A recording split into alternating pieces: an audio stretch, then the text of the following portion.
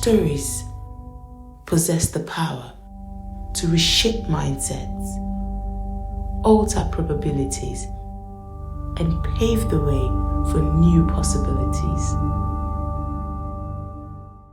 Despite the significant contributions of women to society, only 0.5% of recorded history is about their stories.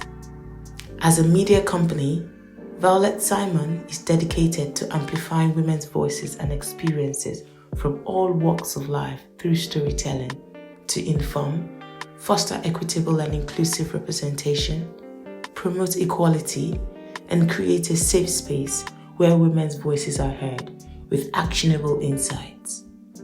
In today's world, women often find themselves challenging the norm by default. Among them are individuals striving to create a better world, going against the grain to make a meaningful difference where they can. Through our Disruptors series, we celebrate these women and shed light on their stories, challenges, and successes. The word disruptor sometimes carries a negative connotation. However, at Violet Simon, we believe being a disruptor can also be positive.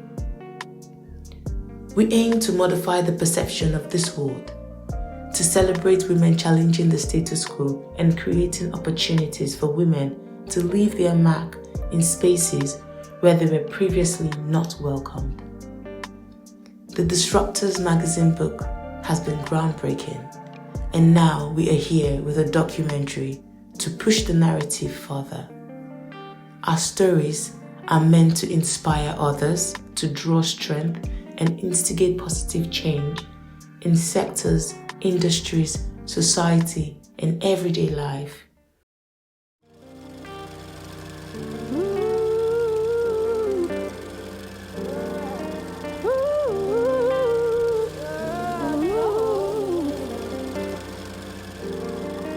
Look at her, standing tall. She braces herself up if the wall should fall. Hands on her head and her back against the wall. She is a strong woman, fighting them all. Look at her, y'all. She's got an number one, little did you know. She ain't so regular, this woman's got it all. All alone, fighting all the crew, them lost.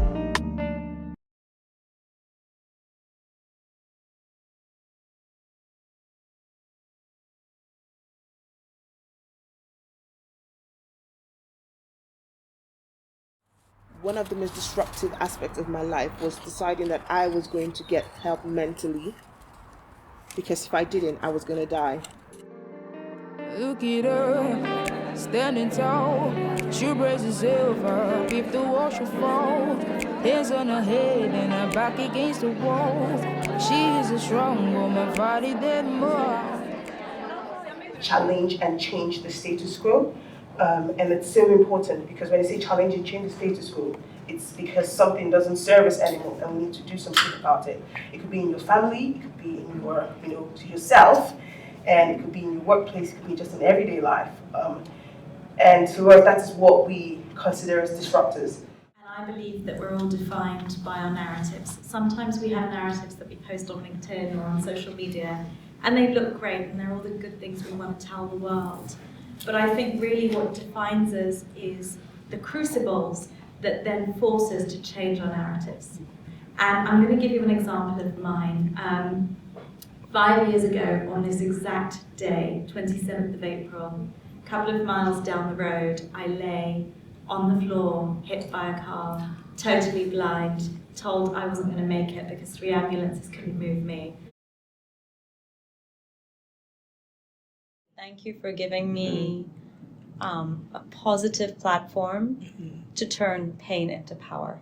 I think that's what partly being a disruptor means. It means where you can go through a situation and you experience pain, but you don't come out angry about that pain. You actually say, this is a need for change that needs to happen in the world.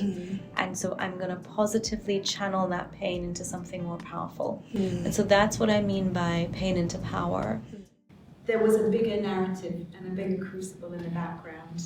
within 24 hours of that, I suffered what was my 7th post-traumatic brain injury at the hands of my perpetrator. That is when I decided to disrupt my life. Getting out of that situation was challenging because there are social and cultural norms that dictated that living in that kind of an environment for a female is okay, and it wasn't okay.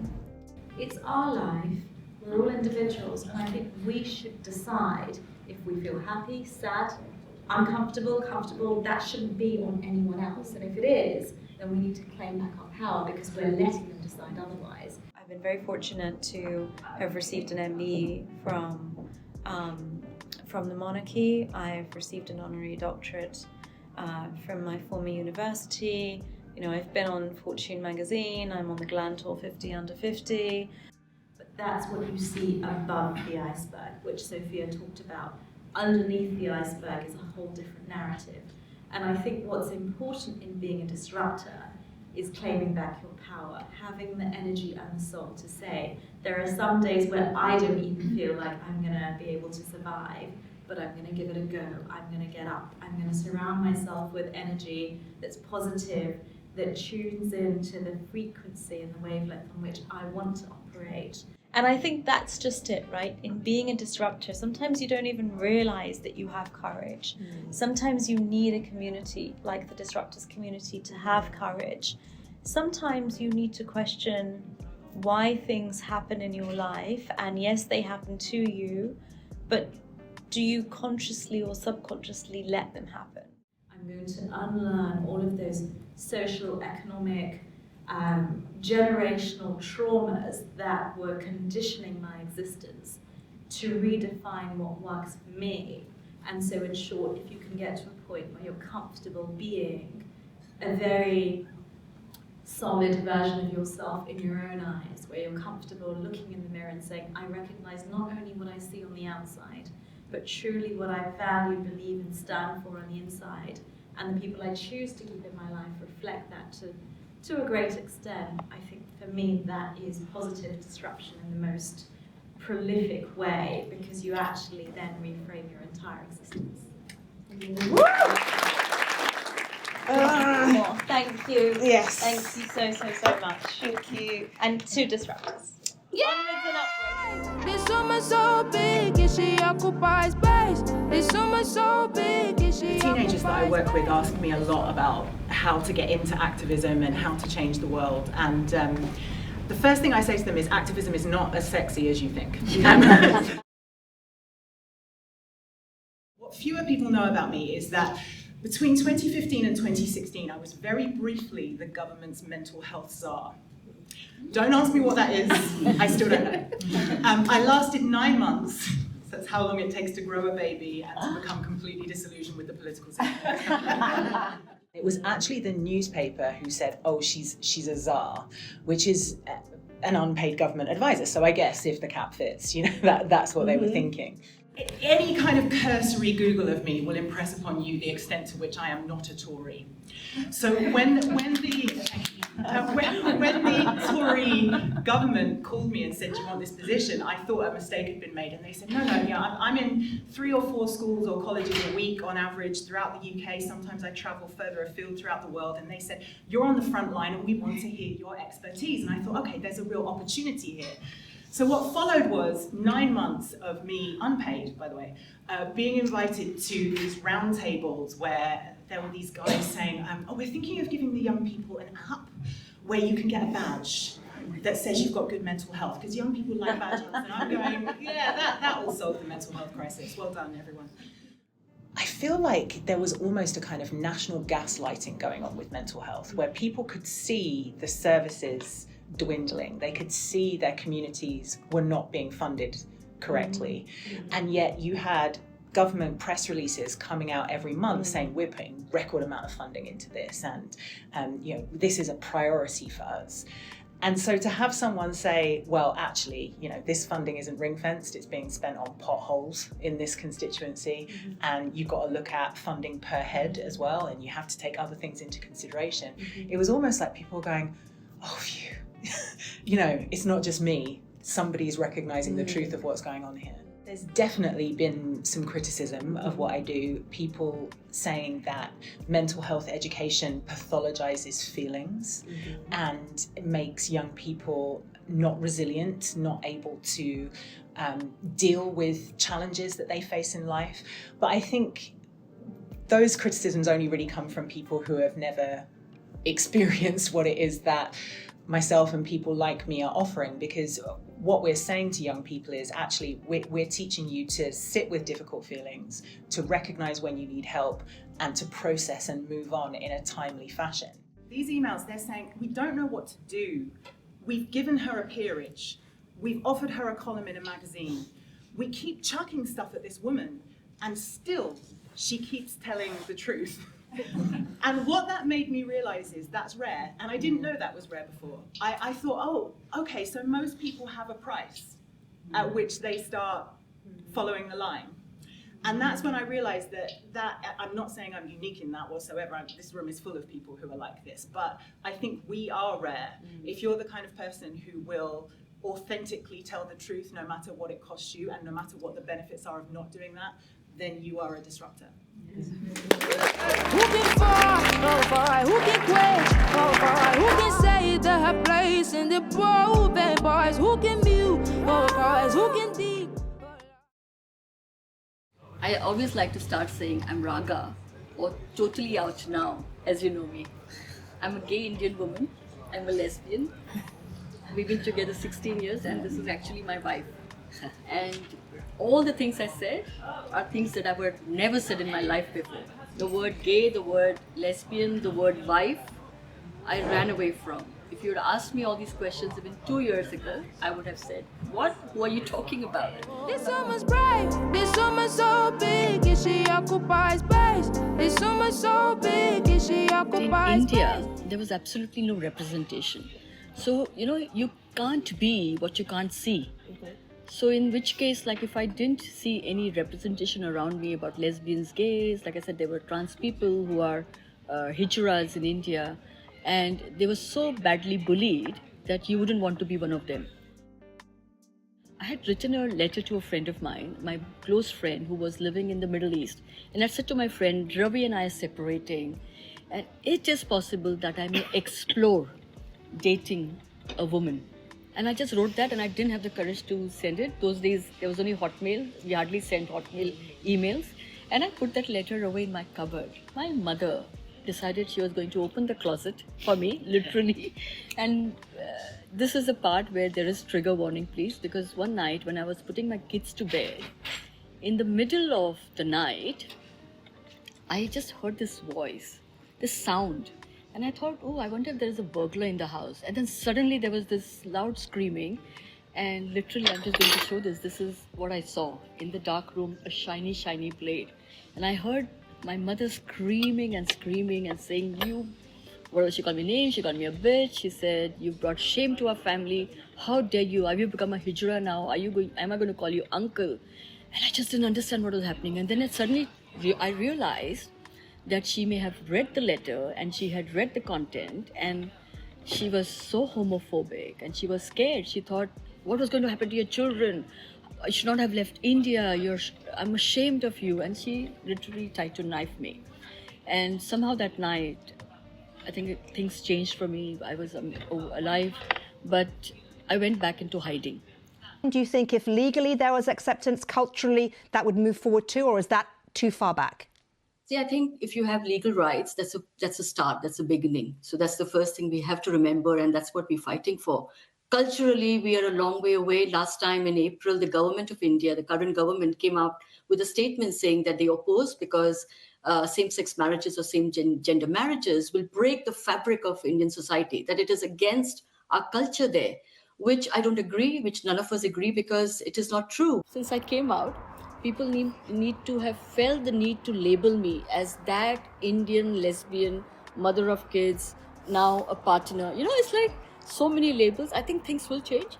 I think things will change once we realize that being gay is not the only identity. The identity is wholesome. There are so many aspects to a person's life.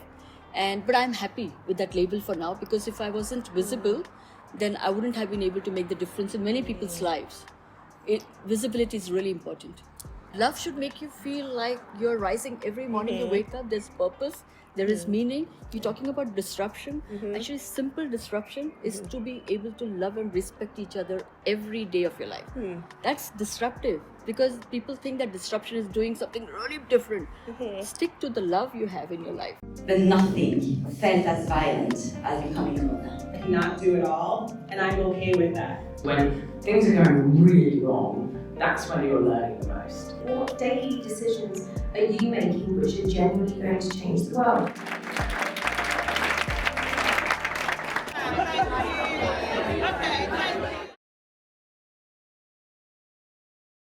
So much more we could do to build generational wealth, to build communities upwards through actually owning the means of creating wealth and supporting people to either become leaders within established businesses or to establish businesses themselves. She's a woman. All she sees a woman. All she sees a woman. I knew I wanted to change the world when I was 14.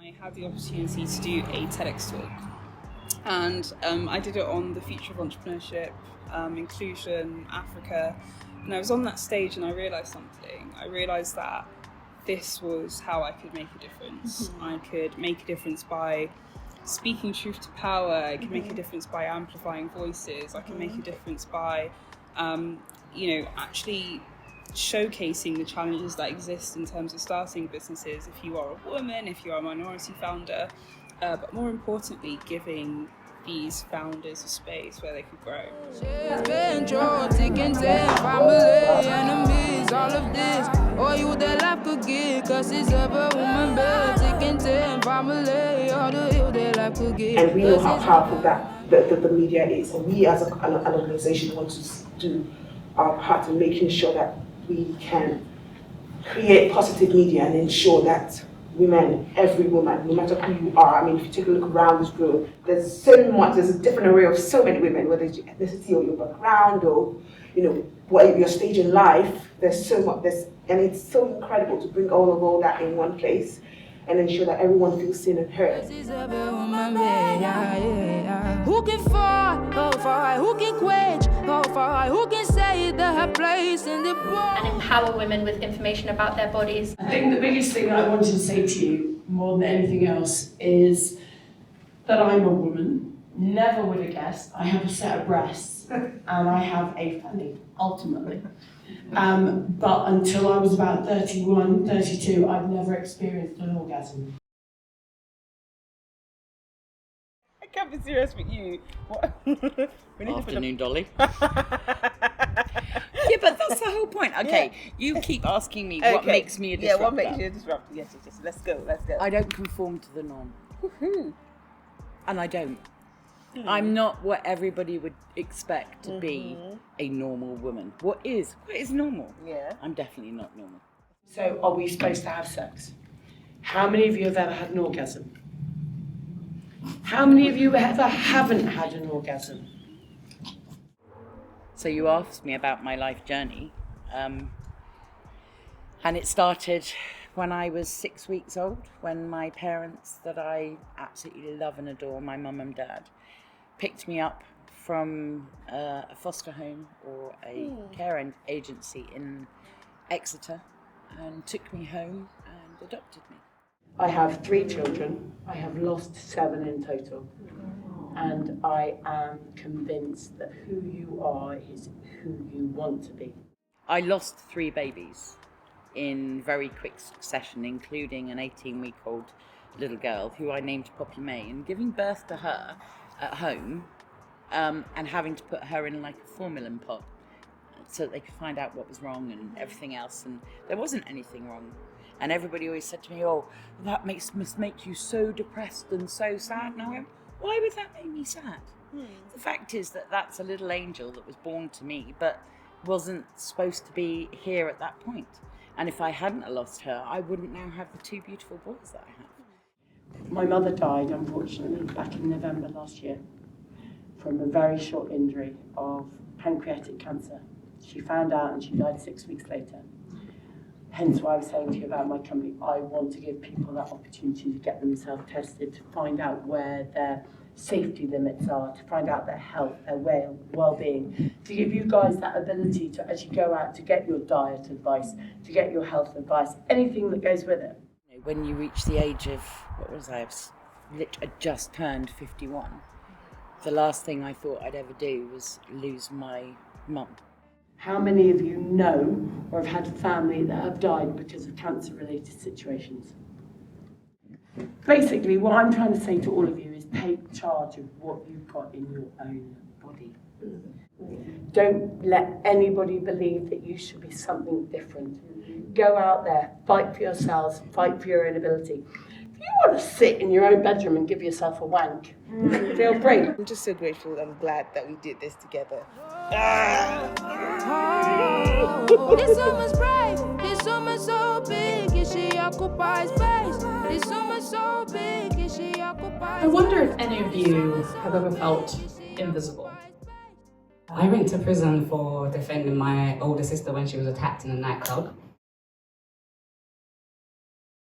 I'm Ugandan, I was born in Uganda, I'm Ugandan Rwandan. I've grown up here all my life, probably from the age of like 3, 4. So going to prison, I was sent to a foreign national jail.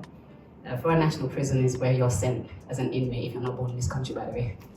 And then they tell you you're going to go back to your country. So I was threatened with deportation. I went on hunger strike because I felt like that was the only way I can fight the officers, because every time I spoke, it would be like, oh, she's aggressive, she's like this. And so I just didn't eat because I thought if I don't eat, I don't have the energy to argue with you. And that means I don't get in more trouble. That means maybe you'll listen to me if I become weak, because by talking, I show you my strength, and my strength is definitely fearful to use. And what was your experience like after prison? When I was in prison, I saw like loads of women coming in and out, the revolving door, a lot of like the media always talks about the revolving door between prison and outside. And I remember hating them women, I really did. I was like, you lot are just a waste of space. Like, I want to go home, I want to be with my family, and you keep coming in and out. You know, blah, you don't know, it's not easy on the outside. I'm like, how could it not be easy?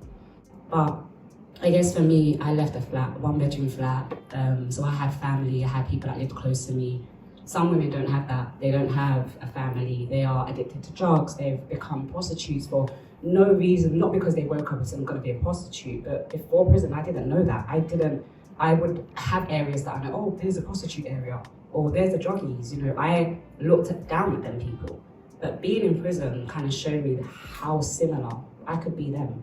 I could have ended up loving the wrong man and, you know, getting addicted to a drug that has now made me commit crimes. I didn't understand that. So when I got out, you know, they tell you freedom is outside and you're gonna be free, but the officers tell you you're always gonna come back here.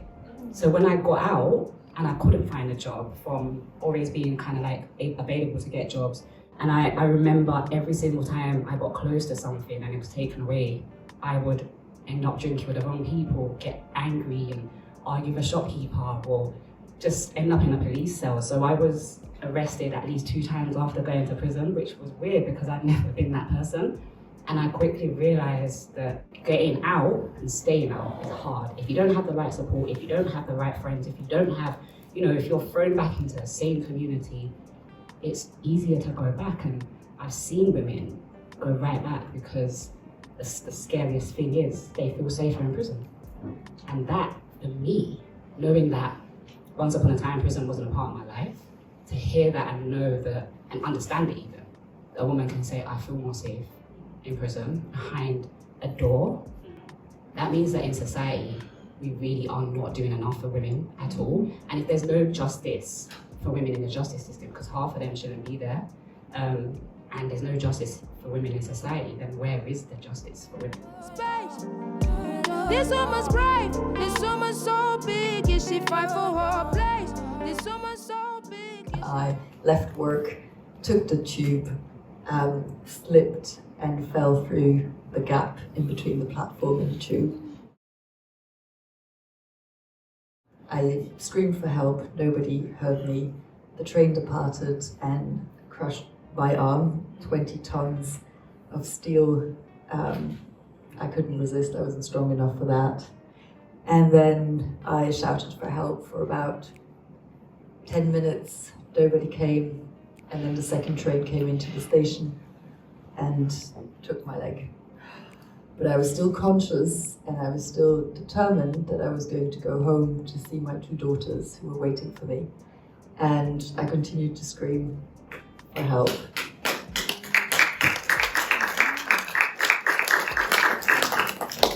Thank you. Every morning when I wake up, I can see the darkness, the abyss. It's, on my left, it's there. But then on the other hand, I feel it's such a privilege to be alive, right? We skirt death probably many more times than we care to think of.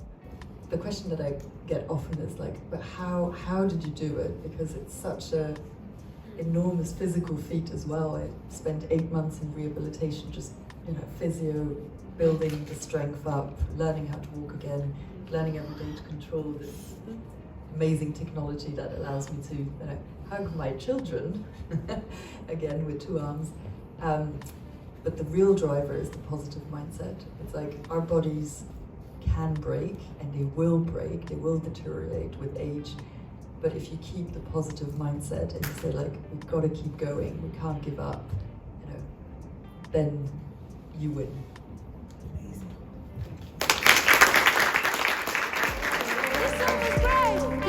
So big, she occupies space. Strong people draw in other strong people. Yes. And those people make you even stronger. And that's what you got to remember. And that's what a disruptor is. They are there to make you stronger. Yeah. Okay, yes, it's a wrap. Woohoo! Fighting all the crew, them lost. Fighting all the crew.